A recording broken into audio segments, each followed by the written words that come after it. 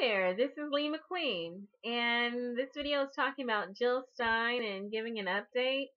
But I am still keeping track or trying to of the Green Party's ballot access campaign, but there hasn't been new news released for a couple of weeks now. Jill Stein's been busy. She's been busy leading marches and having rallies and hanging out and being herself and debating and making herself known up in Philadelphia. But I did receive a message in email about the ballot access campaign in Pennsylvania. And she says that they've had a victory, meaning that the ballot signature requirement for Philadelphia was 22,000 signatures, but now it's only 5,000 that they are required to turn in, which is a lot more reasonable and a lot more doable. And I said it would not surprise me if she picked them up while she was in Philadelphia, because there's going to be a convergence of energized and highly motivated progressives, coincidentally in Philadelphia while she was in Philadelphia. And what a great time to meet a ballot access deadline. And apparently she is. She's celebrating that legal victory because she believes that the Green Party has the signatures needed to get Jill on the ballot in Pennsylvania. And so she is going to personally escort her signatures, her petition signatures, into the Pennsylvania Secretary of State's office. And so I think that's terrific. Philadelphia is a very important state, very populist, very receptive to progressive issues and a platform. There's fracking concerns, there's employment and job and labor concerns, there's concerns about campaign finance, environment, also criminal justice reform and social justice issues. And so Pennsylvania is a great state to be on the ballot in. And I hope that the Greens are successful and that those signatures do what they're supposed to do, and that's get Jill into the White House. I am at the Jill2016.com website because I'm checking out the ballot access page, and I can't play my favorite game. My game that I made up for myself, which is I go and I check the ballot access page, and then I clap my hands because I see how many states have been flipped to green. But it looks like it hasn't been updated for quite a while, not since like mid-July. I think the last update that was made to this ballot access page was July 12th. And I keep checking because I'm trying to see if Alaska and Georgia were flipped to green. I mean, I'm hearing that there are indications that there was success in Georgia, but there's been no confirmations. And so I'm thinking good thoughts, but I kind of want to see it too. That's my favorite game to play lately. And so now we can look forward to seeing what's happening in Philadelphia. And then there's also, let's see, Missouri. Their ballot access deadline is going to be July 29th.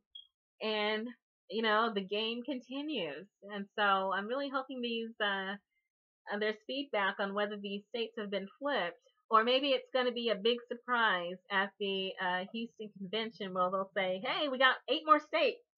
And everyone can like roar and raise the roof and everything like that. It's hard to wait for good news, but I guess sometimes you have to. The really interesting thing is there's going to be 3 more deadlines after Missouri. Missouri is July 29th, and then Kansas and Nebraska, and Kansas and Nebraska are going to be August 1st. Okay, yeah, Kansas and Nebraska are going to be August 1st. I'm trying to keep these dates straight. So it looks like it's just rolling along. Her green machine is grinding along. She's changing the gear up to, I think it was in second. Now it's going to first. I don't know. Anyway, it's going full throttle. Maybe she's got some high octane juice under the hood, and she's just saying, "Hey, we're doing this." And I think the convention, the wilds. I wouldn't call it success because there's some heartbreak in Pennsylvania, some in Philadelphia at the Democratic National Convention. Many of us were hoping that Bernie Sanders would pull out a miracle and he would prevail. And I think we were all waiting to see that. And then Jill Stein was there as the plan B. And so we had our man on the inside, and then we had our woman on the outside. So we had our inside game. We had our outside game. So we were covered. We were covered either direction. We always had, and we still have somewhere to turn. And so that is the Green Party. And there's just been so much energy. I've seen the size of those rallies that she's been having in Philadelphia, and there's just energy, energy, energy in that crowd. People are motivated. They're saying we're going to do our Demexit and we're going to join the Greens and we're just going to take the progressive cause onward and upward. We're going to jump on the machine. We're going to hitch a ride and just, ride with Jill. We're going to ride with Jill and the Greens. And I think the end goal is to turn the White House into the greenhouse. And hey, why not? Green is actually a very pretty color. Personally, I like a mint green. I'm more partial to mint green because then I can pretend like I'm a thin mint. That's my favorite Girl Scout cookie, but I that's my little joke. Okay, so anyway, she is soliciting funds because the ballot access campaign costs money, costs transportation, you have to pay people for their time and their labor. And there's organizing to do and coordination. So there's, some expenditures. And so she's still soliciting campaign donations. And the fun thing is that whatever you donate to Jill through her webpage, there's a link where you can donate. It gets doubled. So if you send her like $29, and that's what she's soliciting, specifically $29, $29 for Stein. Then it'll get doubled, and I think that turns it into $58 if I'm adding in my head correctly, and I hope I am. So you can double the money that way for Jill Stein. $29 for Jill Stein, and a lot of people are still sending in the Bernie Sanders $27. And I don't think the Green Party's mad at that. They're not mad at $27. It's all good, that gets doubled into $54. So they're still working on their ballot access campaigns, and she's got some states lined up. I already mentioned the ones that are coming up, like the deadlines are coming up right away, even before the Green Convention. There's state ballot access deadlines coming up in these Midwestern states. But then Rhode Island, Utah, Virginia are going to be next. And so it's just going on and on and on. But I'm really trying to be patient because I want to get updated. But anyway, there's also, let's see, what else is going on here? Okay, so yeah, there's that mention of doubling the money. She's still in Philly, and she's talking about the Green platform. She's very empathetic to Bernie Sanders supporters and the drama, the excitement, the agony, everything. She's talking about the issues surrounding the WikiLeaks dump of documents, and there's even audio voicemail files, and the hostility and just the way they spoke about Bernie Sanders supporters, with Donna Brazile saying that she wanted to cuss out Bernie Sanders supporters, and now she's the interim campaign chair. I mean, that just shows you who they are and what they've been all this primary season. The fact that Debbie Wasserman Schultz stepped down, and then Hillary Clinton immediately hired her. um, for an honorary chair. So she rewarded this person who damaged Bernie Sanders and his supporters, and then she's like, "Unite with me," and it's just, no, no, unacceptable. But anyway, so Jill Stein, she's been rallying, she's been getting large crowds, she's been getting her message out there. The progressive message is continuing. She's talking about Trans-Pacific Partnership and the fact that she opposes it completely, totally, without any excuses or caveats or, flip-flopping by, other friends who are saying that she does support it. She absolutely does not support the Trans-Pacific Partnership. It is not part of the Green Party platform. They are anti-TPP at the Green Party.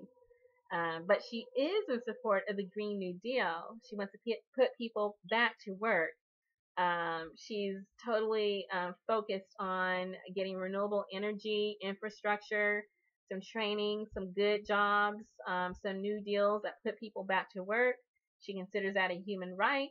She's saying that there can be 20 million good paying full-time jobs with 100% clean renewable energy by 2030 to turn back the climate crisis. And then also the economic crisis that we've been going through. She says, no fracking way. Absolutely no fracking, because fracking poisons the soil and the groundwater, and it also causes seismic activity that could possibly lead to earthquakes. So she's saying that it seems like the Clintonistas, and the Democrats seemed surprised and shocked that, people are actually demexiting from the Democratic Party. They've been listening. I think they would have known that all along, that this was the way things were going. And, even Bernie Sanders made his demexit. There's nothing holding anyone back now to make their demexit. If you do not support what Hillary Clinton supports, and that's including doing anything it takes to win, no matter who you hurt, then I think more people are going to make their demexit. So again, Jill Stein reminds people that the Green Party is the last remaining or last surviving clean money campaign in the 2016 race for the presidency. It is only the Green Party that does not accept money from super PACs or corporations or big lobbyists. They accept individual donations, and similar to Bernie Sanders' campaign. The Democratic Party, the Republican Party, the Libertarian Party, they are all beholden to corporate interests. The Green Party is not. It's a people party. And so she wants to get more people visiting on her Facebook page, and she wants to meet and greet more people on Twitter. She's trying to get people to visit and see what's happening and get more hits. And then also she's still recruiting volunteers. I'm going to put links to all these contact points for the Green Party and the Jill Stein for President campaign, so people can know how to find Jill Stein. And it's just a very fascinating year for politics. Those who have not been engaged in the political system, it's better than any reality show that anyone can come up with, I think, these days. And the fun part is we can all participate in our democracy. We can all research the issues, get to know the candidates, get to know the platforms, and then plot our own personal strategies for what we want to do and how we want to fit into the overall scheme of things. So I highly encourage that. Good luck.